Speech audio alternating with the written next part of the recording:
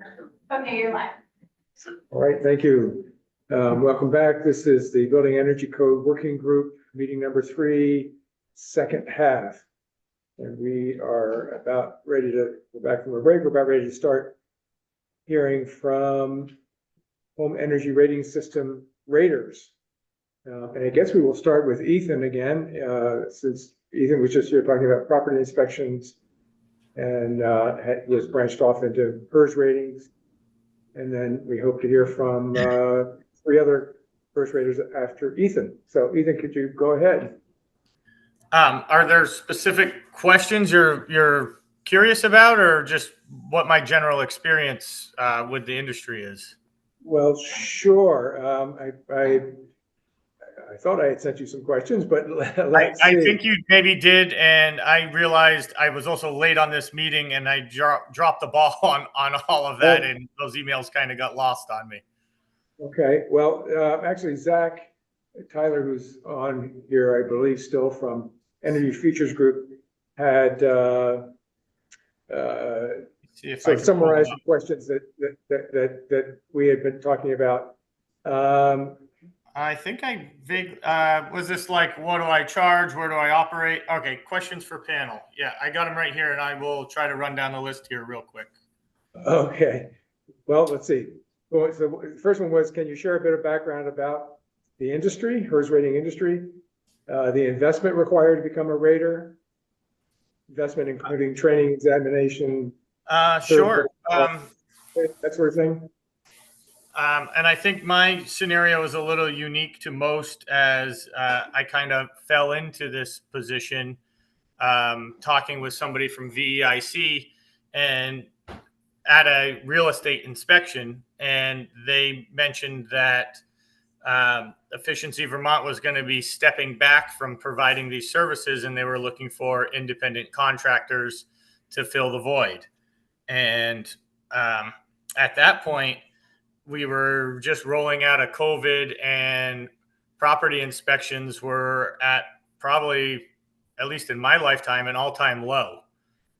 So that, I got my foot in that door as quick as possible, and then had some great deals with my energy provider, which does the quality assurance and stuff, and actually got quite a deal on the education. And also, they had contracted a bunch of stuff in the area, and I took those over from them as well. Finishing out their contracts, and then they were not to renew them, and opened up the door for me to, keep those people working with me as best as I possibly can.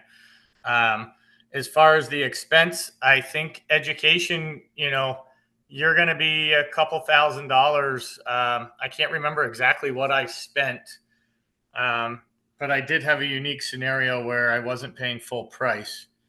And same with equipment. I bought everything secondhand in a lump sum deal, but you could easily be $10,000 on equipment. And I'm still finding myself, I bought a tool last night, literally at 10 o'clock last night, for almost $300. And that seems to be about a monthly occurrence.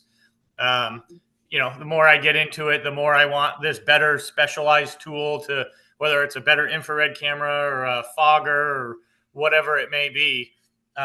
Tool expenses do come up, but the hope is they're long-term quality tools.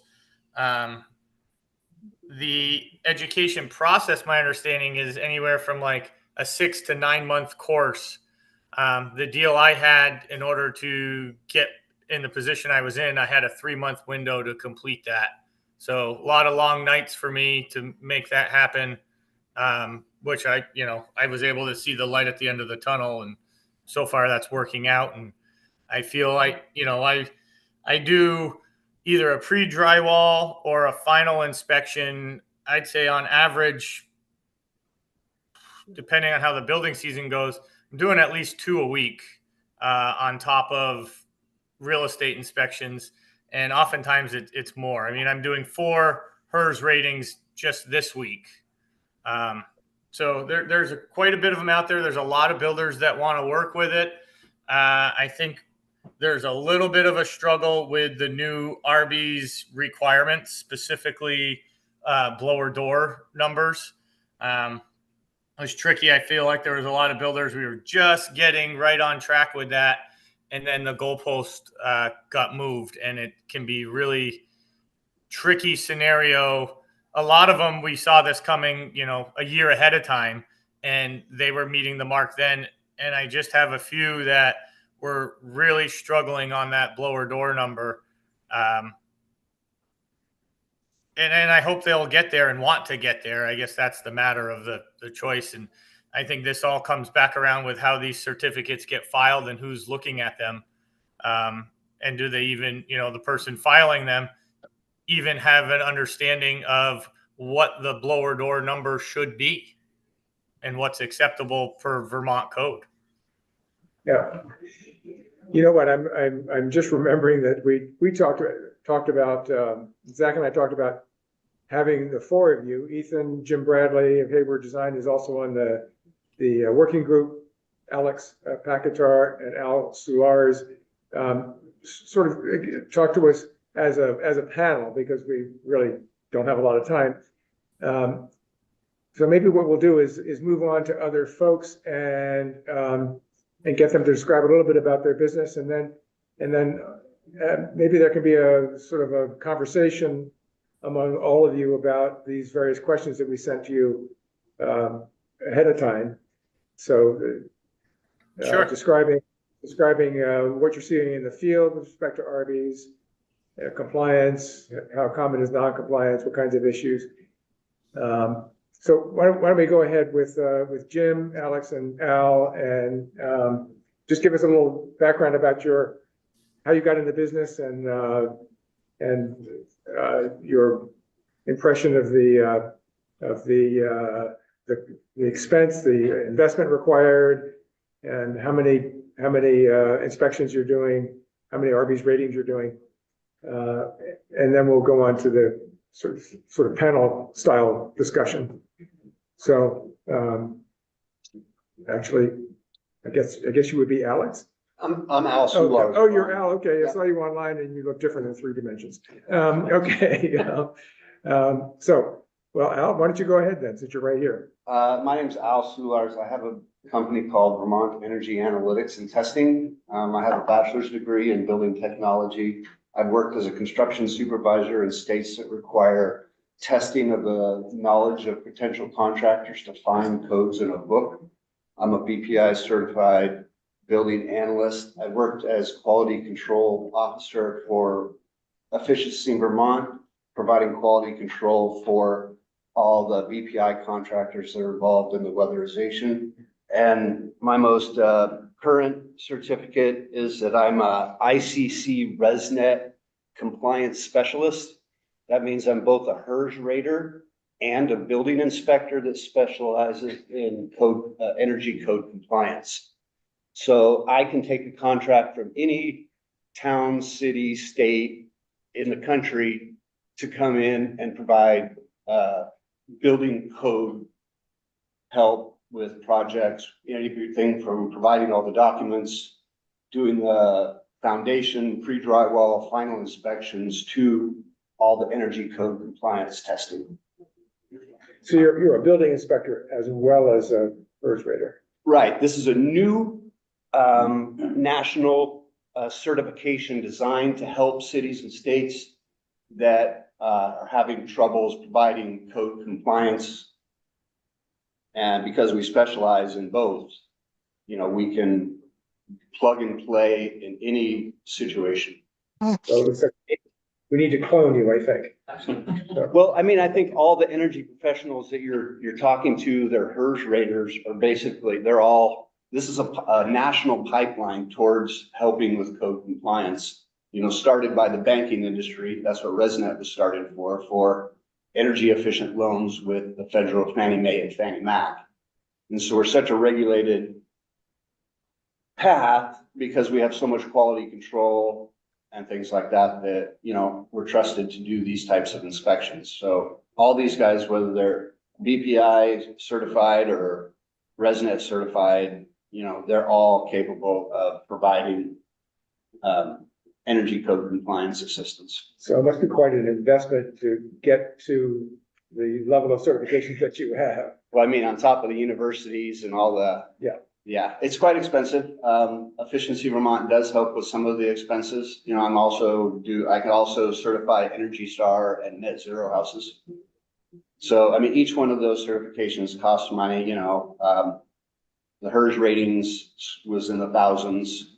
Last week or last month, I purchased $8,000 or $7,000 worth of new equipment, a duct leakage tester and a bolometer for testing airflow in HVAC systems and HRVs and stuff like that. You have to remember every single piece of equipment we have has to constantly be calibrated, mailed away, sent back. We fill out calibration forms that we have to send to our providers annually to prove that all of our equipment is calibrated and accurate. And how many ratings or inspections, the demand for your services? I've probably done a dozen blower door tests in the last week. So I've been in 12 different buildings, doing blower door testing. I probably do about 10 HERS ratings a year. I also have other business interests in construction and stuff that I pursue because it's just, currently not enough HERS ratings to keep people busy.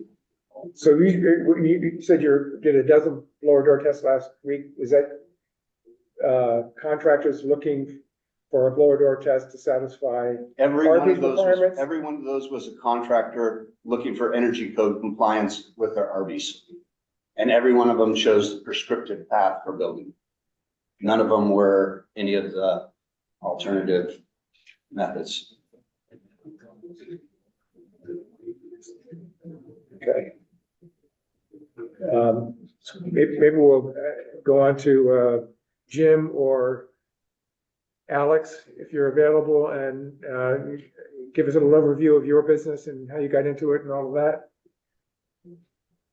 Sure. Can you guys hear me all right? Yep. Okay, this is Jim Bradley. I'm with Hayward Design Build as a project manager and project developer.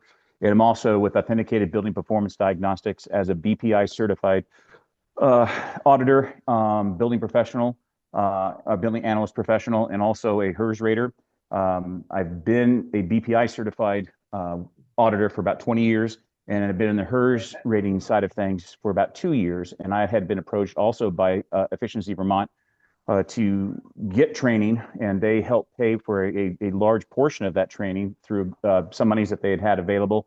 And I think probably 3 or 4 of us went through, and there's 2 of us that are still doing it right now. There is not currently a huge demand that we have seen doing about 5 HERS ratings a year.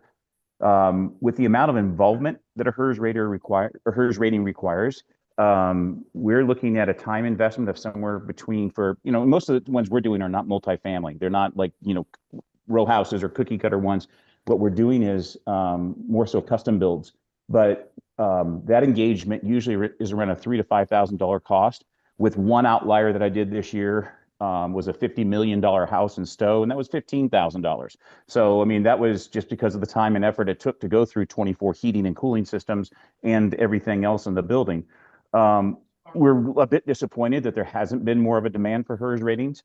I think it's a very valuable approach to getting a building correct, especially since with the building materials, as a builder as well, I've seen the building materials change over the last several decades, being in this business for over 34 years overall in the trades. And, we have very engineered lumbers.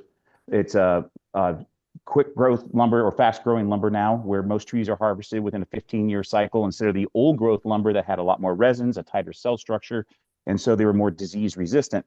So now we've got new growth lumber, engineered material like OSB. We've had plywood for quite some time, but a lot of these engineered beams are very susceptible to moisture and vapor drive and vapor diffusion. And the tighter we get our buildings, what we don't get right fails miserably in some cases where there's a lot of mold, there's a lot of building failure, and it's just, a lot of it just tends to fall in lines with the causality of not having a better education on how to put assembly together when it's going to be very tight and more vulnerable, from the building material side. So as we're trying to preserve things, conserve things, and spend less fossil fuels and everything else, and have a lower impact on the environment, we're seeing buildings have to either be wholesale replaced or large assemblies be replaced because of building premature building rot.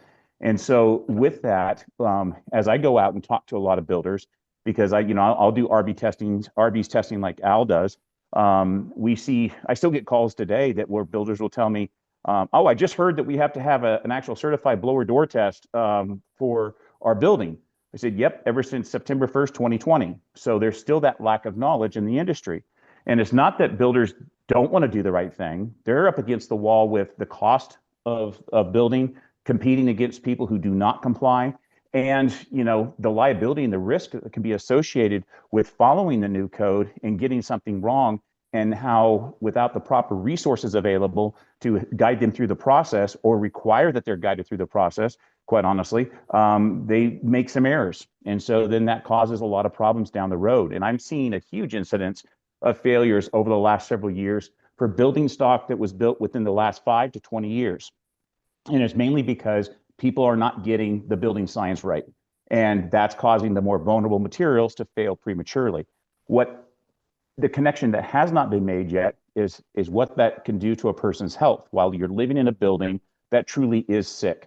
I'm not trying to make this up. This wasn't for drama, but I'm actually at a customer's home right now that started with a blower door test several years ago. And it was a 4 or 5 year old building, and the builder did not follow code. They left the basement walls bare. They didn't respect certain things with vapor drive. They had huge issues with construction where they had failures of the roof assembly, door installations, things like that could have been caught through proper education and inspection. But also they didn't follow the Arby's code and put on insulation on the concrete walls. And they also have a lot of mold inside. And so this is a family of 4, or excuse me, it's going to be 6 here soon because the wife is about ready to give birth. But we're here insulating and fixing a house that was missed because it was never finally inspected. There was no Arby's inspection filed, in which it should have been filed under the 2015 Arby's at that time, and it just barely missed the 2020. But here I am today, taking a vacation day from my building so I can come fix somebody else's house before the new baby arrives. So I mean, this is not anecdotal evidence. I'm seeing this quite often, where one thing leads to another, where a builder just didn't follow code, didn't require that they had to follow code, didn't know what code really was. I've seen halfway filled out RB certificates that goes to a town clerk, and it suffices at that time because the town clerks don't always know what should they check to make sure the veracity of the certificate is in place. I've been told by some town clerks, it's not my responsibility what's on there. I don't want to know what's on there. I just need the certificate. So there's a lot of variables in play here. And yes, I see a lot of incidences that are being caused by non-compliance. And it's not just 1, 2, 3, or 4 here and there. It's pretty widespread. And I do foresee what's going to happen in the future is that we're going to see a lot more litigation due to non-compliance, due to building failures, and due to health and safety issues, because things are being missed at this point without proper oversight. And it's not just the energy code, it's also a robust building code. And I think we're in real jeopardy as a state. I think you said, Jim, thank you for that. That's Sure. I think you said that you're not getting much demand for a blower door test to comply with Arby's.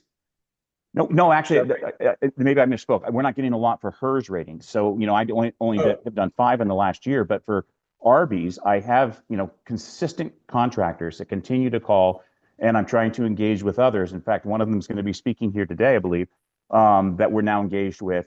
And part of that is I take that opportunity, not just to go in and do a blower door test and say, did you get your numbers right? It's how do we engage in a relationship to actually help with that build and the future builds to make sure that those safeguards are in place. Understanding is there, how to source the right materials, how to assemble a building appropriately, so you're not going to have those failures. And that is something that I find really important. And part of the HERS rating that I think that a lot of people may not understand, because I get builders in the 5 that I've done, I think 3 out of 5 of those called me, their sheetrock was on, and they said, I've got to get a CO, and HERS rating is the only way to comply. What can you do for me? And so we have to do a lot of workarounds because you're not supposed to do that. You're supposed to engage with a builder and their clients when there's project plans, before really you're breaking ground. So so you can do a projected rating to see with the current design assemblies and R values and U factors and ventilation systems and appliances that go into place, renewables, what will the building score? Get a projected rating. Then as you move along, and I believe Ethan alluded to this, pre-drywall, you go back in and you take, you do an inspection of what was installed for insulation, verify that things are actually done appropriately. Where things are being missed, you mark that down, you speak with the builder to make sure those things are corrected. Then when everything is finished at the end of the job, you go back in, you do your final testing, whether it's duct leakage testing, whether it's a blower door test, or whatever. You just want to make sure that everything that was prescribed to be in place is actually in place, and that the rating is going to be valid. And so that type of relationship has a great value to making sure new buildings are built appropriately. But that's not for everybody. But there still needs to be some engagement with energy professionals to help builders, even young builders, older builders, comply with what the code is now requiring to make sure that we have these proper protections in place, in my opinion. Okay, that's great. I guess I misheard you. Sure. Thanks. So, Alex, would you like to give us a little description about your business and how you got into it? Sure. So I'm actually based out of the Albany, New York area, but I cover all of Vermont and all of Massachusetts I probably am an outlier here because I do a lot of HERS ratings. I do probably 500 a year or so, but a very small portion of that is in Vermont. And I would say about 95% of that is in the greater Burlington area,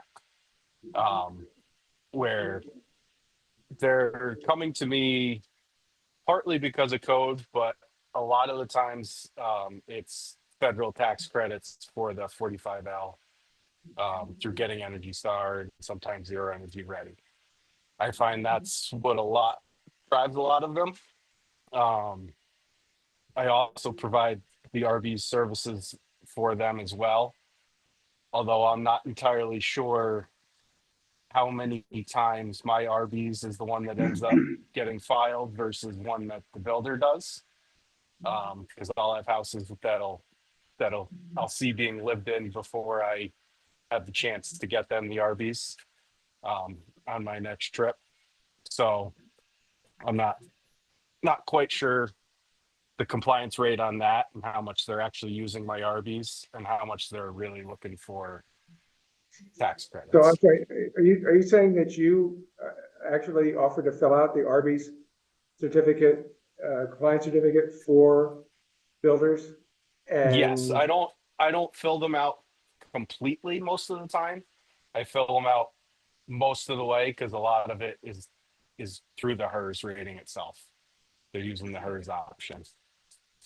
But then the builder signs them, you don't sign them, is that correct? Correct. Yeah. The builder is currently on the hook, and the way the system is now, the builder is on the hook for the compliance certificate.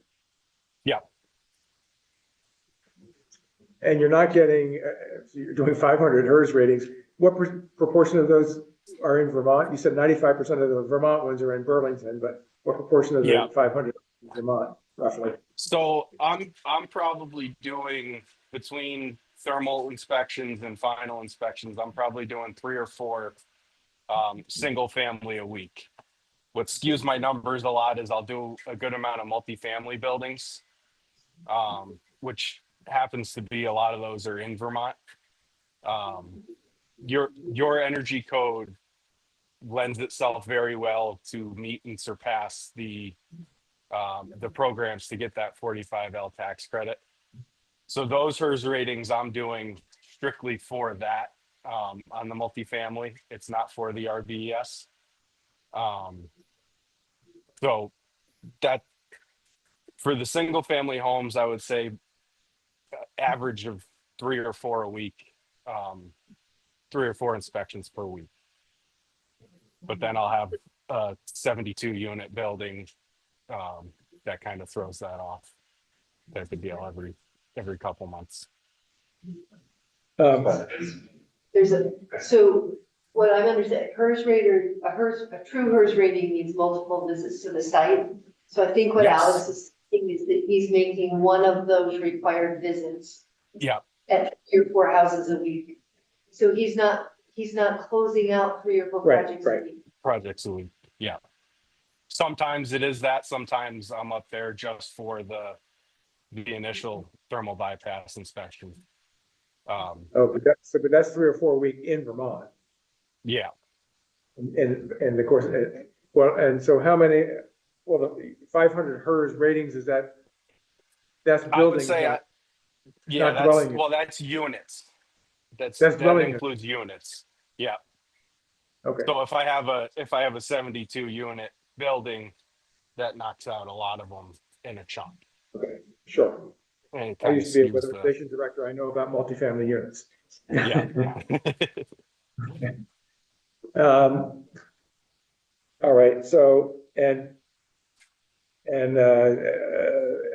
what, if you just thought about it in terms of buildings, could you give an estimate or, rough guess about that? So I'm probably doing around 100 buildings a year, probably a little bit Okay. less. Okay. And the proportion of those in Vermont roughly? Probably about 30% of them, so probably 40 or 50, 30 or 40 of them are in Vermont. Okay, great. So it sounds like you're doing more HERS ratings in Vermont than the Vermont HERS raters. Yeah. Interesting. Well, so I kind of got into it the same way. I forget his name. The home inspector got into it is when Efficiency Vermont was ending doing their own ratings, they put out that bid, and we submit a bid for it and did some of their ratings, and we kept on with a couple of the builders, type of deal, and then it's spread with 1 or 2 more through word of mouth.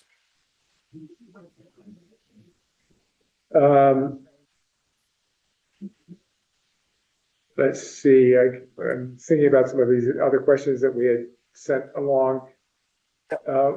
When you're doing, let's see, you also do blower door tests for Arby's compliance? Or did you say, I don't remember. Typically no, I would, but I don't get very many of those calls. Okay. I think I've found that there's a large number of BPI certified people in Vermont who end up doing those blower door tests. Okay.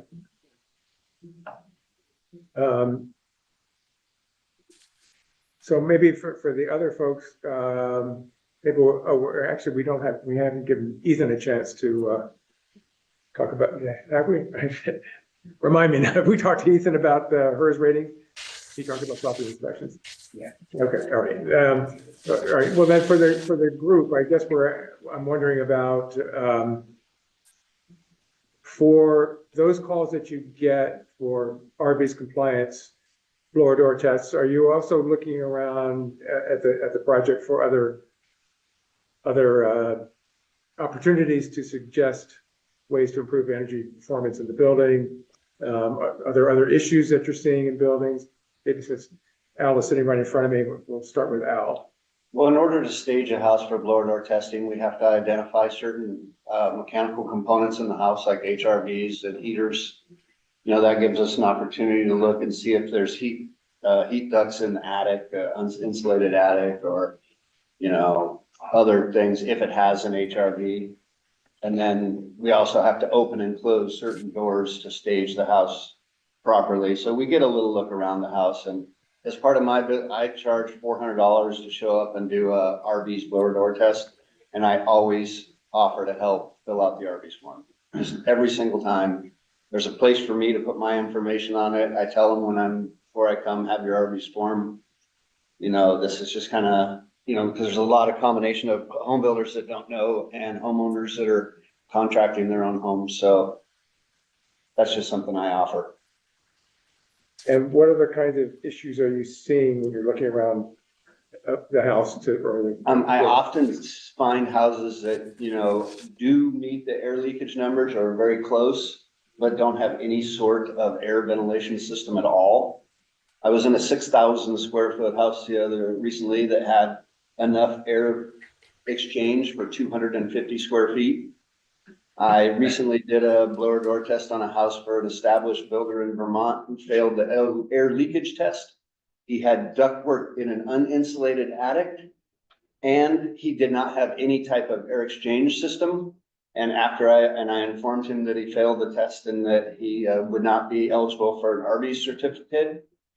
A few days later, he emailed me and said, "Oh, that was all a waste of time. I didn't need a blower door test. I got 5 points." 5 points of what? You can get points on your prescriptive path for having a certain amount of insulation or something like that. It just describes whether you reach the base code or the stretch code, but has no bearing on any one of those individual items that cause the automatic failure of the RVs. And this is something I see over and over and over.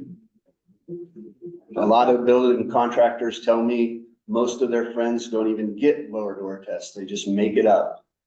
So I could sit here, honestly look at all you saying, I believe that 50% of the blower door numbers you see on RV forms are manufactured by the contractor or the homeowner. That's just my personal belief from going into a lot of houses and talking to a lot of contractors.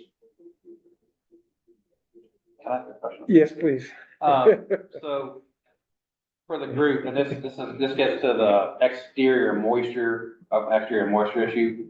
When you're looking at, especially I'm thinking primarily new development, do they seem to be getting the grading right generally? Or in other words, I noticed with a lot of older homes that I've seen in Vermont, a lot of water flowing into basements, into the backs of homes, like up against the foundation, as opposed to being properly graded to where water is shedding away. And I'm just curious, like starting with for the exterior of the house on new construction, are you seeing that, like, generally speaking, they've got that exterior moisture controlled, the moisture issues are more internally generated, or what do you see out there?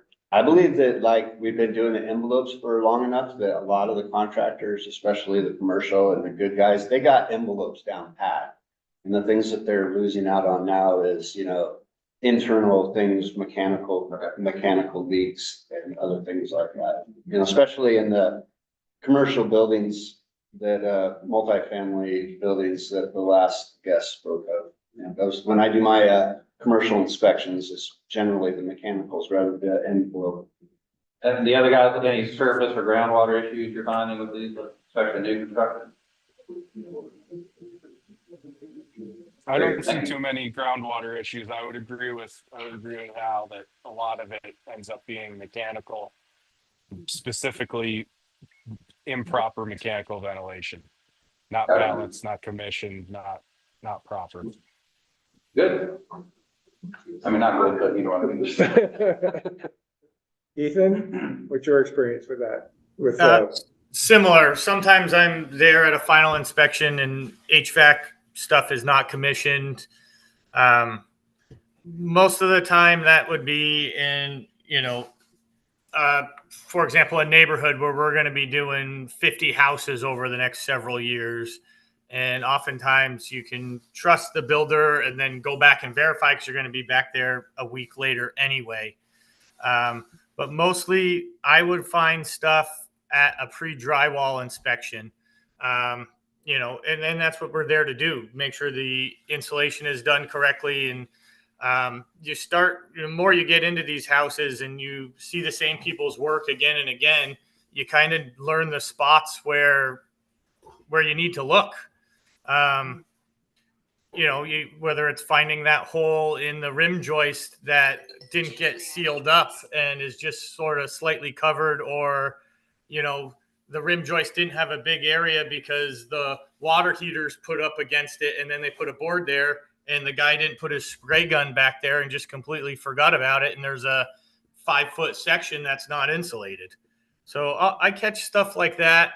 I wouldn't say it's like a given, but those are the types of things I see a lot.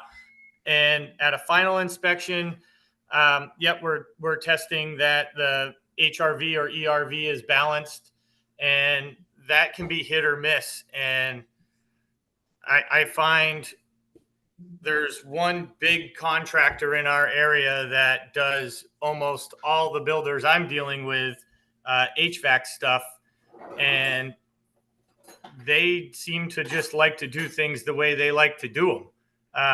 And I can say things till I'm blue in the face, and it doesn't make a difference.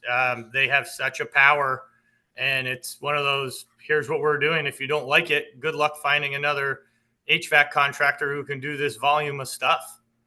I went against that. I'm also Energy Star certified. I now have my 310 HVAC grading certificate because the HVAC contractors in this area don't want anything to do with filling out any more paperwork in regards to like Energy Star. And unfortunately, that stuff's kind of slipping away as we only have a couple more months where that 45L tax credit will come into effect anyway. But sorry about that tangent. The other, I also find a lot of insufficient attic or flat ceiling insulation.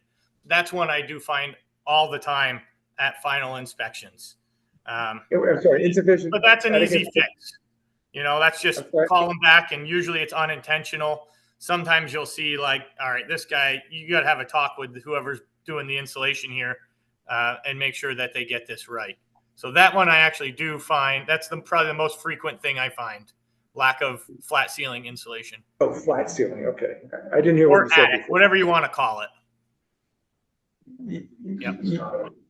Yeah, but it just, when you talk about flat ceiling, are you talking about the horizontal space in a place where there's some slanted ceiling, and then also a flat part at the top of a. Yeah, so of a- like your attic, for example. Yeah, okay, all right. Thanks, just trying to understand. Sandy? So one of the important considerations for this report is the cost of a HERS rating, which would be separate from a prescriptive blower door test.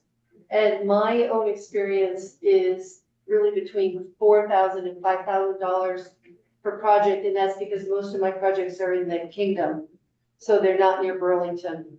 And so I'm guessing that the $3,000 to $5,000 that Jim mentioned, I would like to know if that is actually accurate for, let's say, buildings that, and probably depends on size, probably depends on amount of customization. In other words, if you're working on a 70-unit project versus a custom house, and then distance from your own office. So given those three considerations, are there other considerations? And then also, what is the range that you see? Are you working 2 hours from your office, for example? I charge between 2,000 and 2,500, depending on the complexity. I generally don't travel too far to do HERS ratings. That compensates me for my time. More if the house is bigger, if they need additional testing beyond just the blower door testing. That's not including me doing the ICC compliance paperwork. That's just a straight rating. I would be asking for the whole, what is the cost of the entire? That's what I'm saying. It's 2,000 to 2,500 because there's no building rules in Vermont. Nobody's doing anything. So nobody elects or prescribes to have the ICC Because we don't have the compliance paperwork. there's no sense in doing it because you don't have to. There's- You don't have to build an ICC compliant house in Vermont. So a HERS building is only gonna fill out an RV certificate. Exactly. That's a really important point because the performance path is an alternate path. Right, but It's ending up in the same product. correct. But nobody's requesting those documents or paying us to provide those documents to make sure that the plans are ICC compliant. Because there's nobody in the state that's conducting the 5 required inspections during the construction of the house to make it valid anyway. So why pay someone to do the paperwork?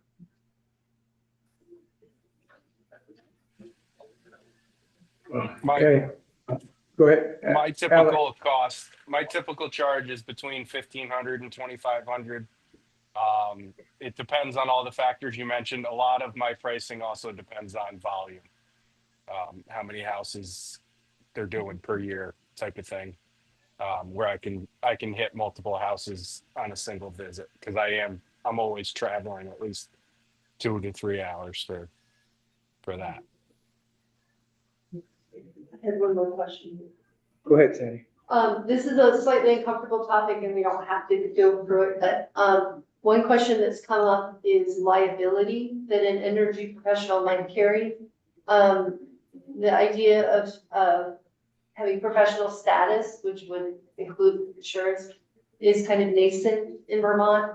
But I'm curious how you four very experienced people feel about kind of elevating your authority, and then the other side of it would be elevating your liability. I've already done that as a QA QC person for Efficiency Vermont, you know, with all the umbrellas and the professional liability and things like that. So it's already pretty much established, you know, this is what you got to do these. And most of us are already covering that because we are providing our professional opinions and advice to people. So we have to be fairly well insured, you know, to handle these things. And everybody asks us for our insurance and, you know, we have to provide that, you know, I've done it twice this week. I'm doing it after this meeting. But And it if should you're be talking understood. It should be understood that there are a lot of builders out there, and there's, you know, energy professionals that don't understand the difference between general liability and professional liability insurance. They're thinking they're one and the same. And so that's an important distinction that you can have general liability that only covers so much. It doesn't cover poor workmanship and things like that. And if we make recommendations on an assembly that fails, we could be, as an energy professional, you know, exposed quite a bit. So having that professional liability insurance is that extra lever of coverage and that additional expense that goes into providing the services each year. Who does? Zach, go ahead, sorry.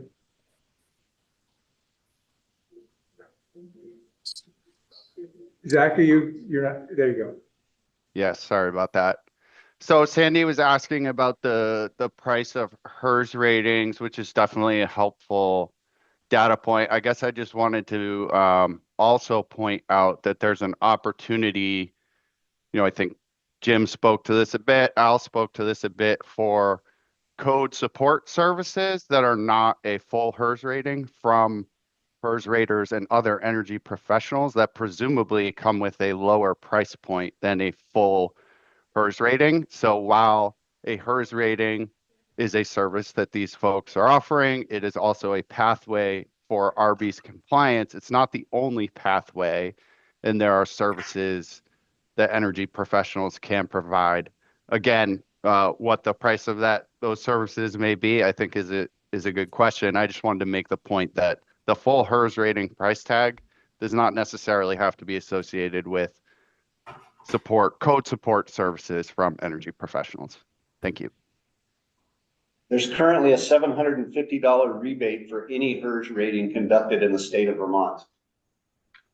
So anybody that employs our service receives a $750 rebate from Efficiency Vermont, along with other contractor rebates that are designed to get people to use more energy efficient stuff. The other easy grab on that one for them is a balanced ventilation system. An HRV or ERV is another $750. And those two things right there are the major sell points I put on builders that I can help control, that basically offsets my cost and I leave a little bit on for them to chew as well. So you're saying that a customer who gets a HERS rating and also puts in an HRV or ERV can get $1,500 rebate from Efficiency Vermont? Yeah, just like that. That's not all they have to do is show an invoice and the model number of the ventilation system. Well, I think there's a little more to it than that, but in a nutshell, that's how it is at the moment, and that could probably change whenever that funding runs out. Okay. When they It change. also includes $1,000 for electrification without fossil fuels. $100 for every triple pane window in the building as opposed to double I'm gonna pane. build a building. And if Can you guys hear me? R30, then it's an extra $3,000 for reaching their Efficiency Vermont's performance platform. Is that the 3.0 program? Correct. Yeah, they get quite a bit of incentives. And not easy to meet everything in that either, though. So you really got to go for it. But it sounds like this $750 first rebate does not require your actual final filing and certification. It just requires us to complete a HERS rating on the building, and then we send in a report to Efficiency Vermont that lists everything that was in the building that we are certifying that's there, like including the triple pane windows or everything that's on their rebate. You know, Efficiency Vermont sends us an email, says, hey, send us this report for this house. And then we send but it. if you want just the $750 rebate, they only need an invoice for the HERS rating. They don't need just need an invoice from the HERS rater. That's it. So is it like a HERS light then that you're not having to do all the paperwork that's required? I think Steve Spatz has a more clear picture on what's involved. Can you guys hear me? Can you hear me? Now we can, yes. Okay. Yeah, so I just want to clear that up. Yes, those offers are available through Efficiency Vermont, but only to enrolled Efficiency Vermont EEN Builder members. You have to be an enrolled builder with us in our new construction program in order to access those offers for the rating, cost share, for the HRV, ERV rebate, for the all-electric bonus, for the Efficiency Vermont 3.0 standard compliance. So it's not uniform. It's not available to anyone and everyone. The way that we had to structure our programs, it does require that it goes through our contractor member pathway. So just wanted to clarify that. Could you tell us quickly, what are the requirements to be an energy efficient, what is it called? Efficiency EEN member? Yeah. Yes. At a minimum, you have to be a registered business in Vermont, Secretary of State. You have to be on the builder's OPR's registry. You have to have proof of insurance with minimum general liability coverage, and to be able to pass a general knowledge quiz about what RVs requires. Those are the thresholds at a minimum to join the network as a builder.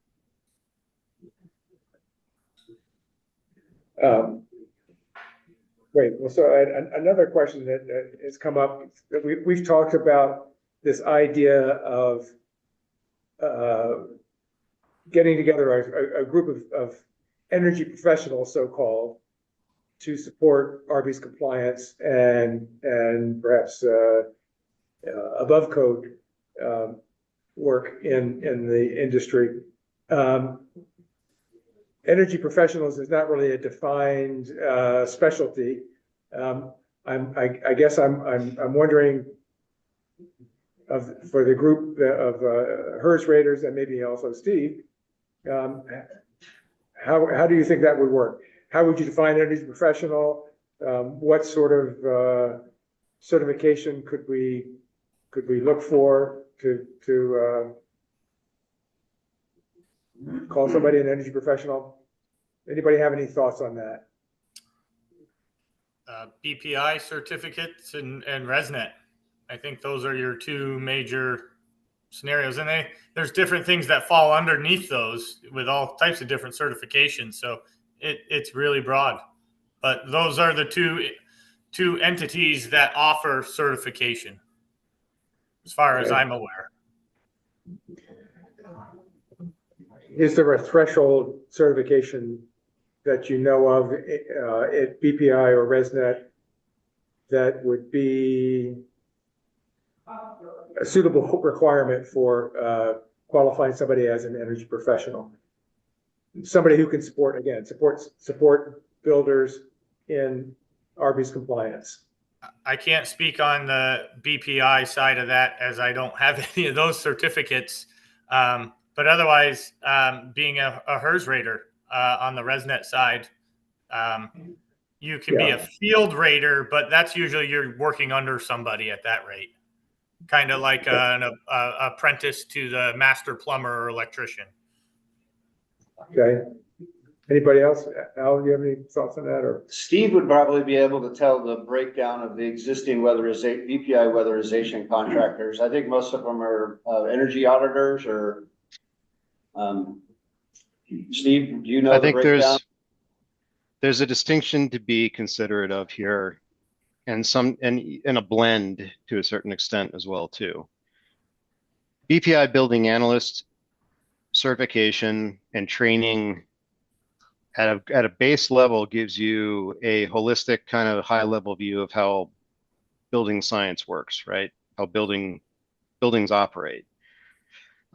Most of that curriculum and the testing and the evaluation protocols that BPI employs are specific to existing buildings and the analysis of existing buildings.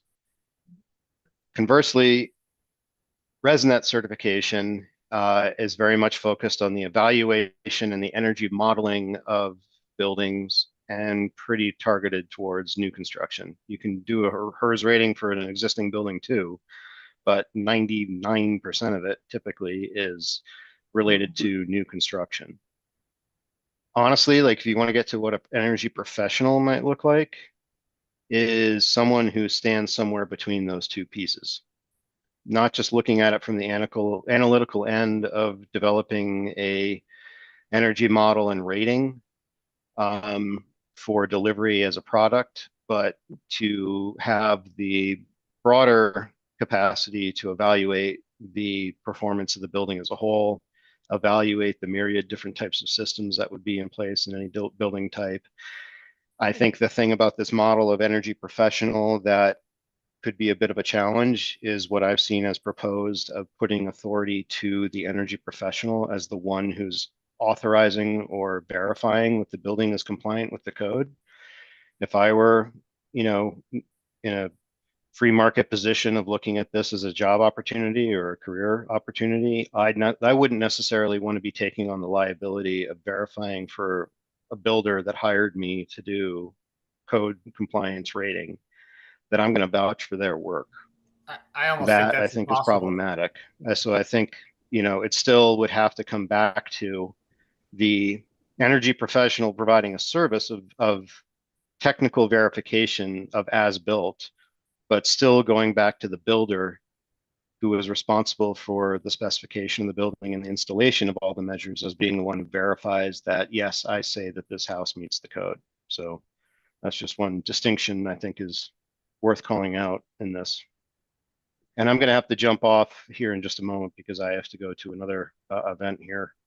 But yeah, Okay, just that's want to throw helpful. that out Thanks, there. Steve. Yep. Ethan, do you have some comment on that? No, I think it would be almost near impossible to take all that liability simply on the fact that there's no control over how anything is installed. So you can tell somebody how to do something until you're blue in the face, but if you don't have any kind of control over the quality of work, forget it. So I know on my end, I don't know how I would move forward with that if that was the reality. I would become a builder. That's what I would probably do. Skip right over the rest of it. A couple of you guys mentioned that you do provide data to fill out the RB certificate, but you're not signing it. The builder is still signing it because the builder is still responsible, which sounds like an appropriate division of responsibilities to me. But does that work? It sounds like that. Can I say something? I think that whoever's doing blower door tests, you should just say that they should just send the information to the state somewhere. If I'm doing a blower door test on a house, why do I just got to give it to him? It's all digital. I email them a report right on the spot. Why don't you guys have a portal where you ask me 3 questions? That's great. Well, here's the blower door test. Yes, it has an air conditioning system, an ERV, and whatever other question you want to ask. I mean, you know, just, it'd be simple for us. You guys could even have a list of people who are certified to do the test because somebody in the state verified, yeah, he's got a BPI, yeah, he's got a ResNet. And then, okay, choose from this list of people. It's only about 60 people long in the whole state. Arby's could be So, the and same then just way. have us send that in. This sounds like something else for the Division of Fire Safety to do. Oh, Sandy, go ahead. I'd like to make a respectful pushback on the liability question, because from the commercial picture, architects are in the same situation where we specify, we analyze, we come out once in a while to look, and yet we are required to certify this, CDs. We are the primary liability focus. And we have accustomed ourselves to that. It's not pleasant, but I think if energy professionals would like to have the same authority, that's actually something that, pleasant or not pleasant, it needs to be considered further. Because, well, it is a large responsibility. Well, that's an interesting point also. I want to get back to the energy professionals question now. Anybody else have any thoughts on that? I guess I'm trying to think. Steve said, I know Steve's still with us. Steve mentioned that there are certification tests at BPI for basically for the existing building market, and ResNet for a modeling analysis based new construction market, and the energy professionals concept that we're trying to wrap our arms around is sort of somewhere in between. Did anybody have any more thoughts on that? Yeah, I would like to see, I like the idea of a portal, and I think that simplifies everything. And I'd also like to see like an electronic watermark or something of that sort, so you can verify. For example, we were talking earlier that, you know, a lot of builders are just making a number up.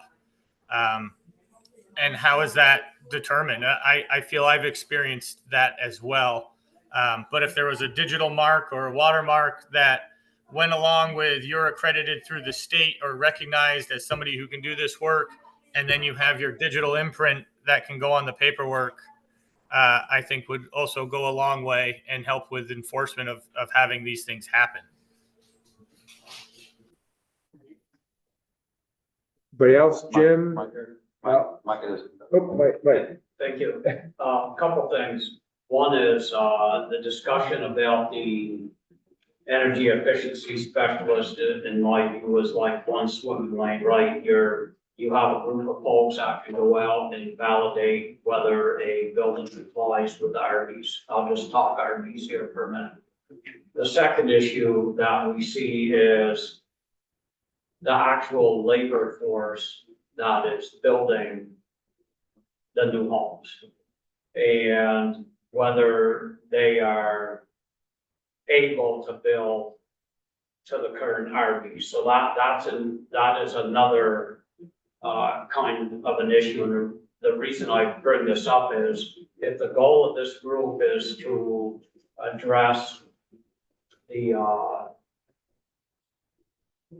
I guess the failure rate of RVs, then I think we also need to look at is the workforce able to build compliant energy efficiency homes. So that's, I just wanted to bring that up. And then the second part of this was, I have built in our new RMS system the ability to, which I presented last month to the group, the ability to do exactly what you said with the energy certificates, to be able to take these into a portal. I have that already designed.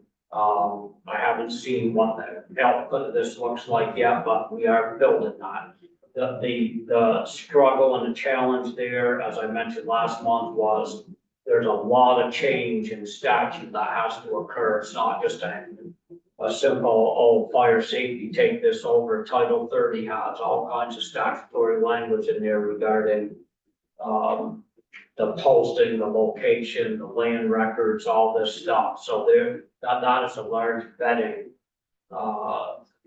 issue that will have to take place there, but, we are building in our RMS system a staging, location for these energy certificates. Policy wise, we haven't decided whether we will take the single family homes on, which is expanding the division's authority, which we don't have. But we are 1 and 2 family dwellings all the way to the commercial sector. We are building that system now. So it sounds like there would need to be another upload routine or something in order to accept lower door test information from the field into the RMS record management system,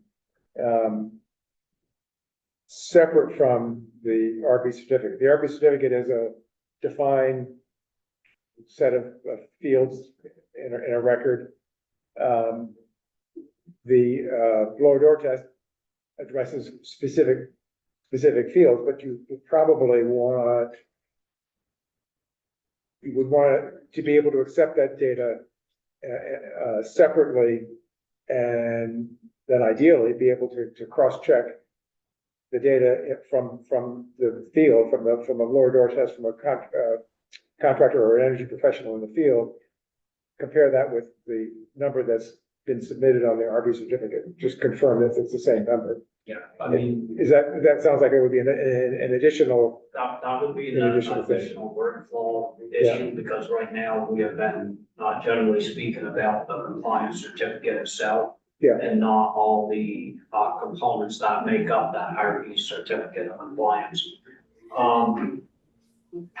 You know, the other thing is in our design of our RMS, we are, this is all permit driven, right? So we can link these certificates to specific permits, so we can increase,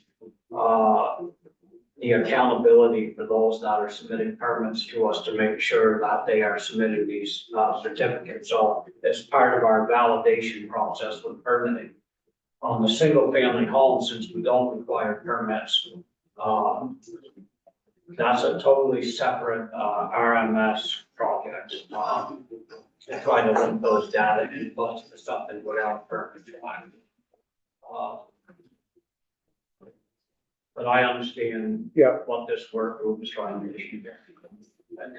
All right, well, we're running out of time for this section.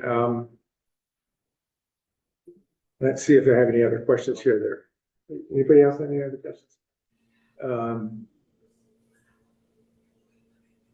I'd like to say something. I'd like to look each one of you guys in the eye and tell you that in states that do have building codes, you don't have a single house without HRVs. And I think that not having any type of enforcement is going to create a situation, a health hazard. And you guys have all seen how spray foam fallbacks have happened to us and what we've heard and what we've learned. And it took time to learn how to use those products correctly. But if we have houses in this state that are tight as a drum, that have no type of HRV, ERV, we're gonna see problems. We're gonna see health problems. We're gonna see complaints. We're gonna see it in the press. We're gonna see people getting sicker, people that have existing problems that live in a house that isn't allowed to evacuate the air. They're gonna have additional problems. And I'm just as the energy professional, I want each of you to see that I'm serious about this. And then if we don't do something, whatever you guys do, you guys are all smarter and better at this stuff than me.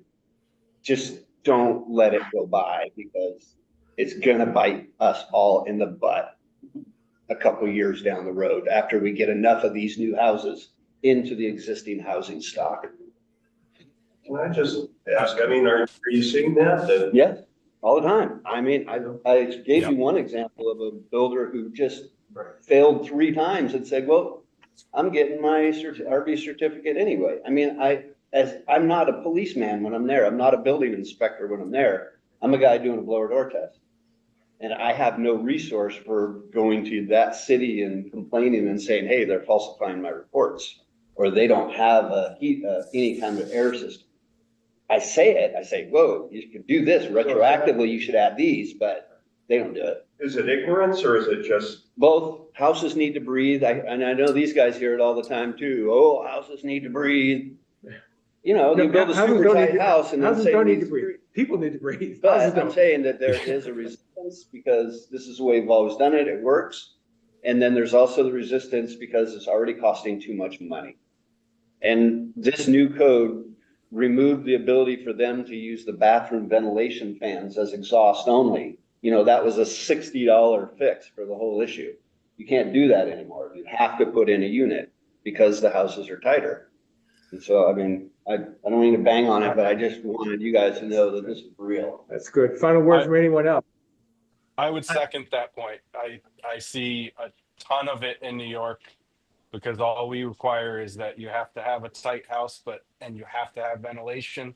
You don't have to test it. You don't have to make sure it works. I can't tell you how many $1 million houses I've gone into that are covered in mold, kids having asthma problems. The ventilation is the next biggest issue that's going to be a big problem. If you guys got some money, why don't you just make a study? You know, why don't you say, hey, man, we want to do 4 houses from each county, and you have somebody go in and to the town offices and pull records of this year's last houses and send one of these fine energy professionals in to do the diagnostic testing and see what the blower door tests really are compared to what the Arby's forms. I mean, it'll cost you a little bit of money, but I mean, these guys are all for real and they can do it. In fact, the Department of Public Service is doing that kind of a test. They're checking. I don't know that they've compliance. communicated with any of us. Yeah. Haven't called. I don't know anything about it. Yeah, they're, I mean, you know, we're the guys that do the majority of this stuff, you know? And Keith? it's my understanding the requirement now is 2.0 ACH 50 or lower, and we need to have an HRV or an ERV that meets the volume flow based on the house. Those are 2 requirements now, correct? So every builder, no matter what path you choose on the Arby's form, which kind of has me, I think your builder that was doing the points package still has it wrong, and whoever got that form hopefully could catch it. But my understanding is third-party verification has to be done on the blower door, no matter which path you take. And we also have to have a supposedly balanced HRV or ERV, but at least having it there is also a requirement on the new 2024 Arby's. And I've had, because it's a big expense, some builders using these wall units that are a through wall unit. You can buy them as cheap as $300 a unit. Usually you'll need at least 2 in the house, and they self-balance. You can buy one that, hey, I need 60 CFM of flow in this house, or 70, or whatever we need it now to be. And you can buy 2 units that push out 35 or 40 CFM, and it will go exhaust for a minute, turn off for 5 seconds, do a supply for a minute, and it'll just go back and forth and automatically balance the house. So that's a fairly cost-effective way. I don't see those going in $1 million homes. That's more of the lower end housing or what's going to turn into rentals or something like that. And they're pretty user friendly. I can see them being an issue for air leakage, as I've already come across that in itself, but I think we're getting there on it. But enforcement and making sure people do it, I think is, outside of the people I work with on a regular basis, sometimes you talk to a builder and they have no clue of any of this stuff, and they've been building homes longer than I've been alive. And it's just maybe didn't know to go look for new information that things have changed. And I think that's the hard part of it all. Not that they don't want to, they just don't know that it's there. They don't know that anything's changed. yeah, I'm looking for the builders. Thank you, Ethan. I think we're going to have to move on to the next section where we're going to hear from some builders. I saw Peter Kahn's name up there a while ago, but I don't see it now. Unless Peter's still on. Yes, Todd I'm here. Reardon. Oh, you are here? Yep. Okay. maybe we'll start with Peter. Why don't you go ahead? Give us a little background and about your business and what your experience with Arby's has been in the past and with the 2024 update, and your impression about your colleagues and how they're following or not Arby's. Yeah, I can speak to my participation. I've been building for 30 years at this point, mostly residential, but some more recently multifamily dwellings. And I have seen the program go. I guess what I really want to touch on is the participation with Efficiency Vermont. So when I first started, I guess a couple things. One is it is very hard to know. There's not a automatic way that we hear when the code does change. So I usually hear about it all different ways. Sometimes my lumber yard will send an email out about code changes and there's hosting a meeting. I work with Jim Bradley, who's on this Zoom I see. He does my blower door test. So I've worked with him for about 5 years. So he's the one telling me about it now. But if you're in a situation where maybe you don't know, I heard reference to builders that just don't know about the changes. I don't know how they would know about the program at all if they don't have contact with essentially somebody doing a rating on their house. But backing up a little bit, when I first started, Efficiency Vermont had incentive. Go ahead. You have a question? I was just going to say that we do have a builder registry that builders are supposed to be signed up with. That would seem to be an appropriate way to notify builders about code changes. Yeah, that's true. As far as the builder registry goes, I don't know that captures all builders in the sense that it's specific to people that are working for homeowners. Yeah, I think it's if you have 10,000, if you're working for a homeowner and the job's bigger than $10,000, then you need to register. That leaves out most developers, frankly. And I think most developers, like myself, I describe myself as a smaller but a developer. We do know about this because ultimately we're selling new construction, and in order to have a closing, you need to provide that certificate. So there is a check right there. As far as when the program changes and what certificate that is, it's a vagary as to when the changes are coming out. And again, there's no official way that I consistently hear about them. But one thing that Efficiency Vermont used to do is there was an incentive program. It was not a ton of money. It was between $1,000 and $2,000. And they would come out and do an open wall inspection. Prior to sheetrock, after utilities and after insulation, and then they come back and they would do the blower door test and actually they would fill out the REBS certificate, and then you would sign it. That system to me I thought that was a great system. I thought that was, it took this. We've heard reference to builders essentially fudging numbers or making things up. I mean that eliminated all of that. That was truly a third-party verification. And I agree. I don't think you can just come in after the house is complete. You do really need to see it, and you have to have that double inspection. At least one other one prior to sheetrock and after installation. So I don't know why that program went away. It's sort of come and gone with the participation of Efficiency Vermont. But I thought that was a nice system and an effective system for essentially ensuring that these houses did meet the code. Okay. I don't know if there's more specific questions. Well, let's see. Do you have any thoughts on your colleague builders, whether there is widespread awareness and compliance with RBs, and also with the residential contractor registry. Yeah, I guess I don't have a ton of contact with like smaller, I would say most developers of sort of project-based construction are aware of the program. They do have a system in place to meet the certification and the blower door test.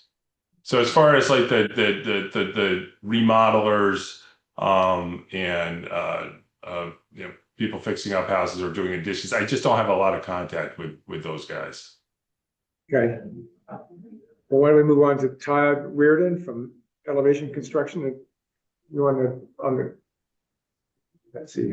Yeah. I'm trying to see if you're on the call. There you are. Okay. I was looking for your name, but your business is on there. Okay. That's all right. Go ahead.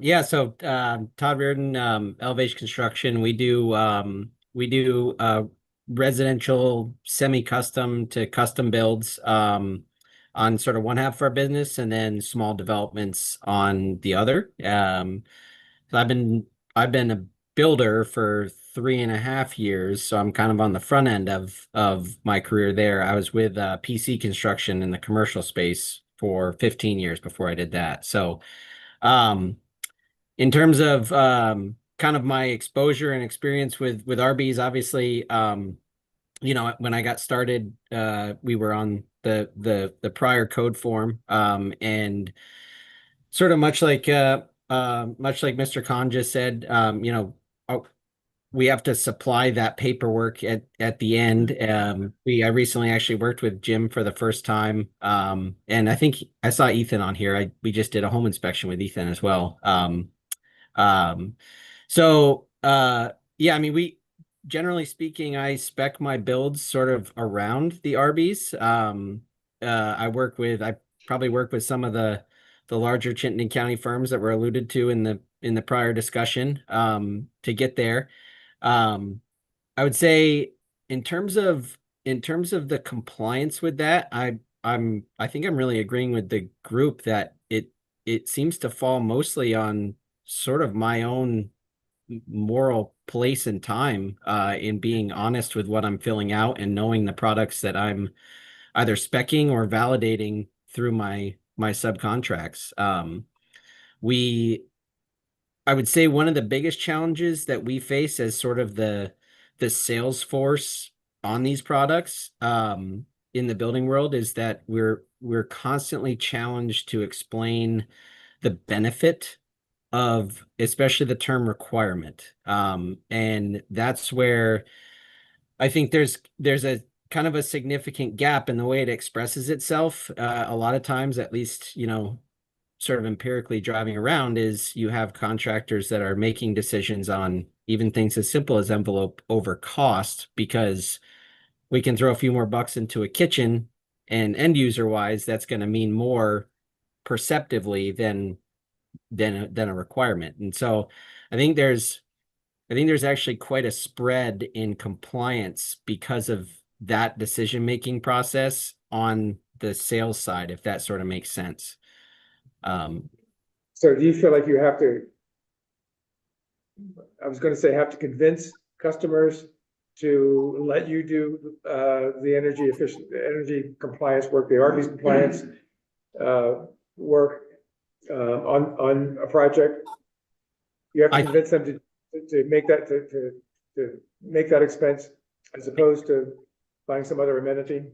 Yeah, I think we spend a lot of time, and especially as we get more into the larger dollar value homes, we spend a lot of time trying to validate what those requirements are actually getting you now versus what was required a couple of years ago.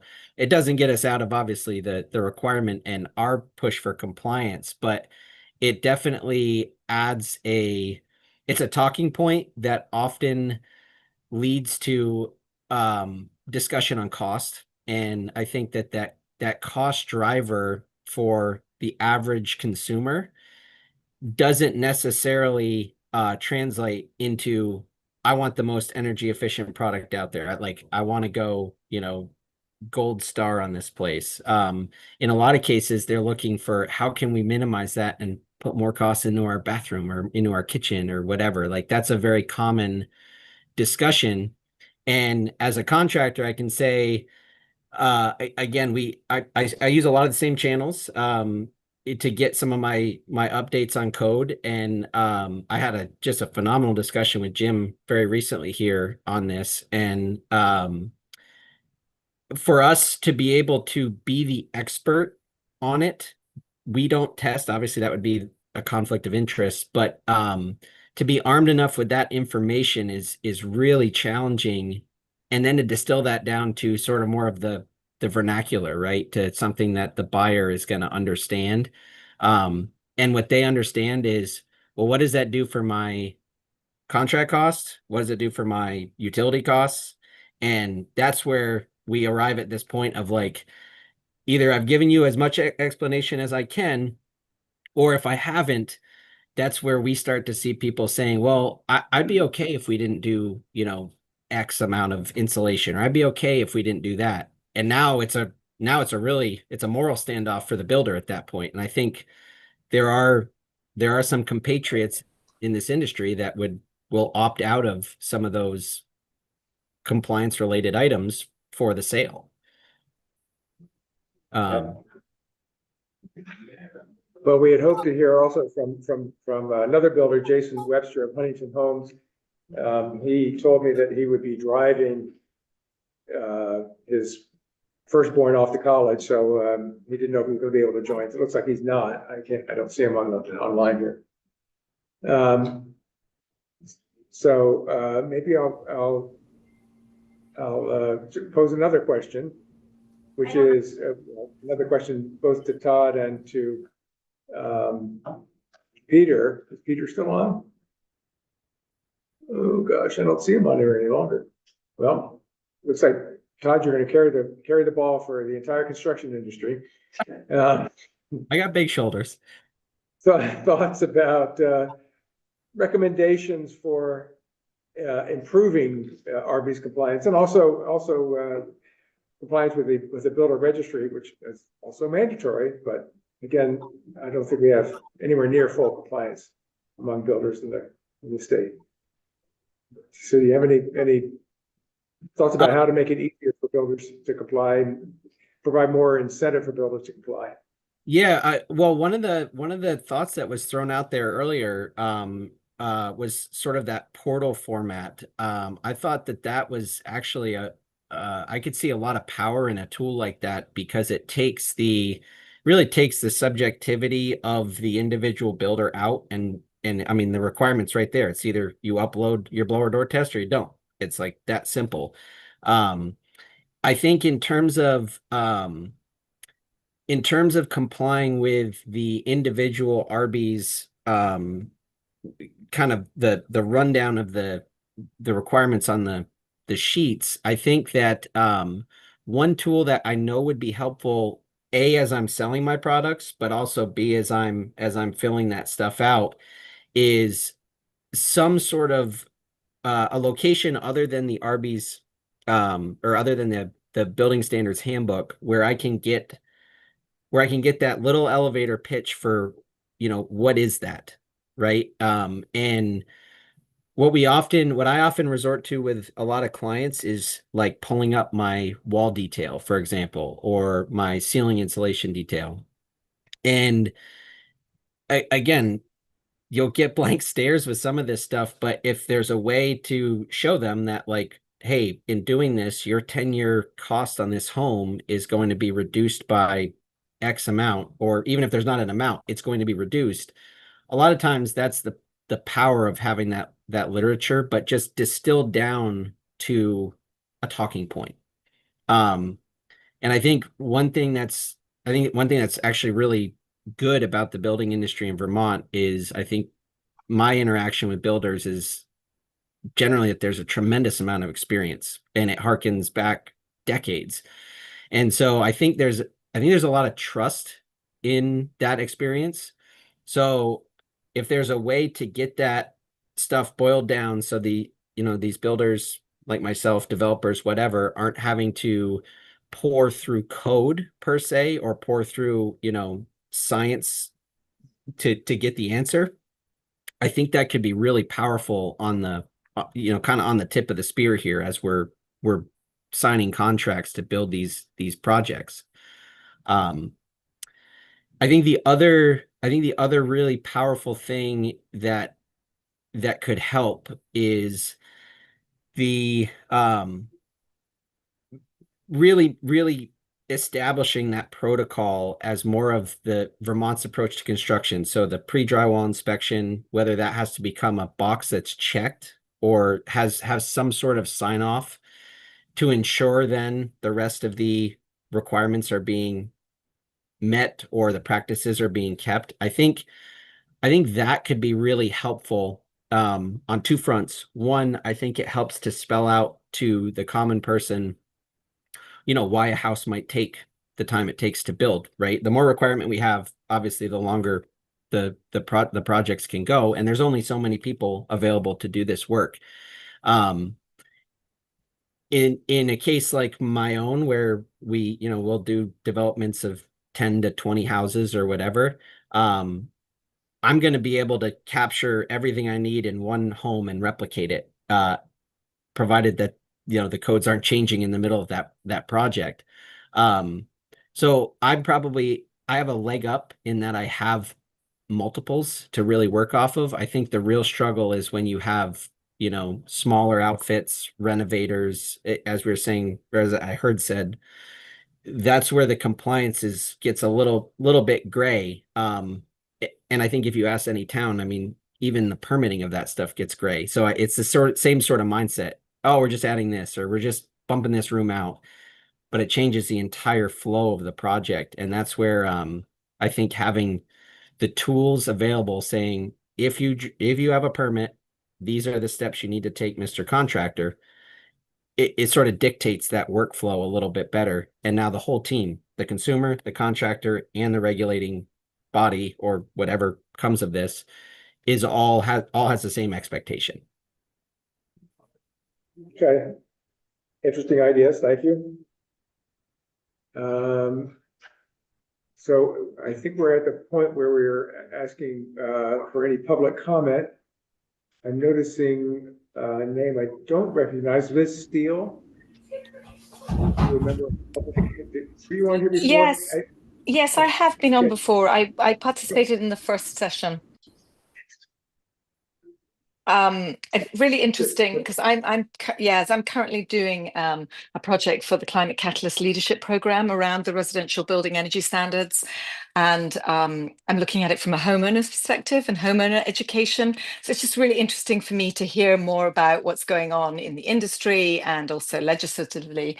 But one of the things that I did for this past weekend was I did a little cheat sheet on the RB's benefits. So we focused in on, you know, health, we focused in on energy savings, and we focused in on protecting your investment, you know, so things over the life cycle of the building. So, you know, we're all approaching this from similar angles, but I think it is certainly, you know, the builders in our area, I'm up here in the Northeast Kingdom, aren't getting the education and the training that they may need in this area. So it does sort of require, I think, a bit more from Efficiency Vermont. I've spoken with the Energy Code Assistance Centre in the last couple of weeks as well. And, you know, I know that they're trying to be a support system, but I think there's more education that seems to be required anyway.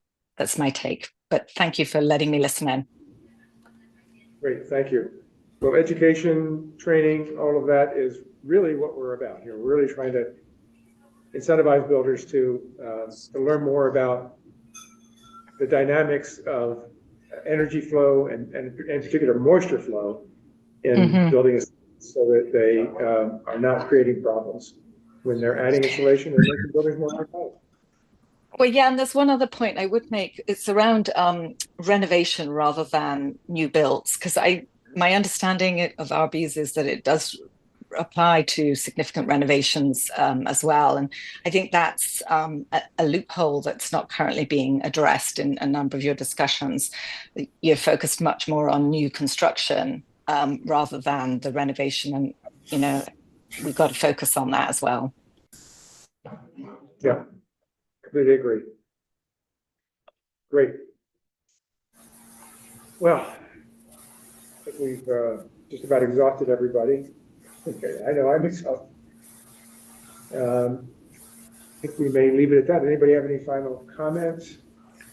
Can I note on two things? Sure. Just to go back on what we were talking about earlier with being cost effective, mainly for the consumer and I guess, or the builder. With a HERS rating and the elevator pitch, I tried to relate that to miles per gallon in a car. And people seem to really understand that process much better. And with the HERS rating, on the very top of that certificate, the first thing that's there is how much money you're going to save annually on that house. And usually it's around $2,000 by following all of these things. While it's not exactly the same as the Arby's requirements, it goes usually above and beyond what the Arby's requires, minus the blower door and the ventilation. And I just usually take that information and it transfers right over to the Arby's certificate. So the HERS rating covers the Arby's and gives you that certificate for your elevator pitch, for example, to give to the client. And you can get that information before boots have hit the ground. When you do a projected rating, it's, hey, Mr. Homeowner that we're going to build you, you're going to save, $2,500 annually by doing this insulation package and using these energy efficient appliances and on and on and on. And you can piecemeal it. You can pick and choose and put it back in the program and see what the costs are, which I think is a great tool. And on one final note, does anybody have a fillable Arby's PDF form that actually functions correctly? The one on the website does not? If you fill it out, it will double write, and some of the boxes it will not let you check off. So I have to print them, handwrite them, scan them, and then email them. It's okay, we have a member of Public Service Department right here who's going to fix it tomorrow. They said it wasn't them. I've called. No pressure. Yeah, no, maybe not tomorrow, but he will get on it, I'm sure. Well, feel free to reach out to me if you want to know what the issues I'm having were. But I did reach out to your office about a month ago about this with no luck. Okay. Thank you for highlighting that. Anybody else? No. Yeah. So, I mean, I guess my concern after listening to, especially to the inspectors, the HERS inspectors, is, how much of this is like builder ignorance? They don't have the knowledge to build to, to whatever the standard is, and how much of it is builder just misrepresentation, right? I mean, to me, both are a problem, but, solving, better education, better understanding of the code, certainly would seem to chop into the, the issues that we're running into. So, certainly still on that path of how do we get builders better informed on, what their standards are and how to build to them.